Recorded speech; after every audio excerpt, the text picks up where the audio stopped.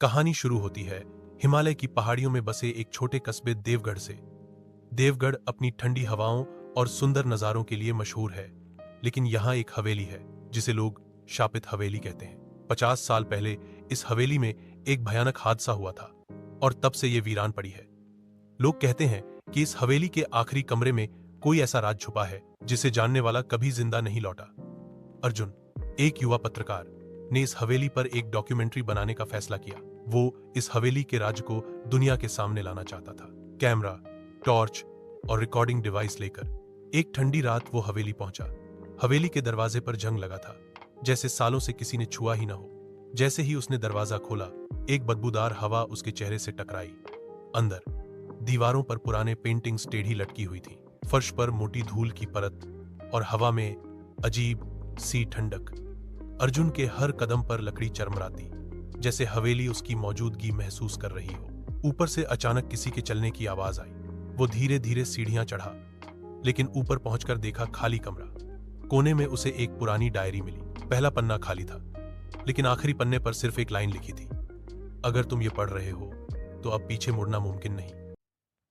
अंदर कदम रखते ही अर्जुन ने कैमरे की लाइट ऑन की।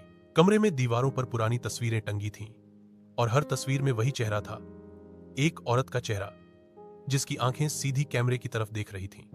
कमरे के बीच में एक लकड़ी की मेज थी जिस पर एक लाल रंग का पुराना फोन रखा था।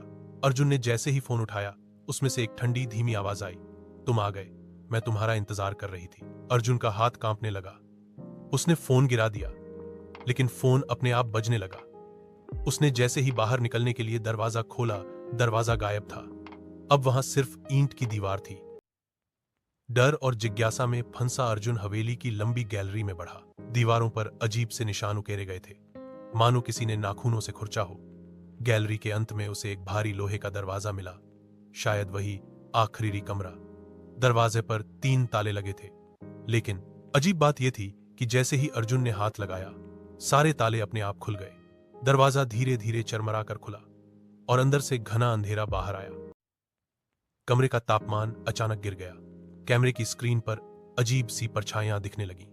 दीवार से वही औरत निकलकर अर्जुन के सामने खड़ी हो गई। उसकी आंखें काली, चेहरे पर अजीब मुस्कान। वो धीरे धीरे अर्जुन की तरफ बढ़ी और बोली, अब तुम भी इस कमरे का हिस्सा हो। अगले ही पल कैमरा जमीन पर गिरा, रिकॉर्डिंग बंद हो गई। आज तक अर्जुन की कोई खबर नहीं मिली, लेकिन कहते हैं अगर आप उस हवेली के पास जाएं तो आपको अंदर से फोन की घंटी सुनाई देगी। बट अगर आपको यह कहानी पसंद आई हो तो वीडियो को लाइक करें, चैनल को सब्सक्राइब करें और घंटी का बटन दबाना ना भूलें, ताकि अगली रहस्यमयी कहानी आप सबसे पहले देख सकें।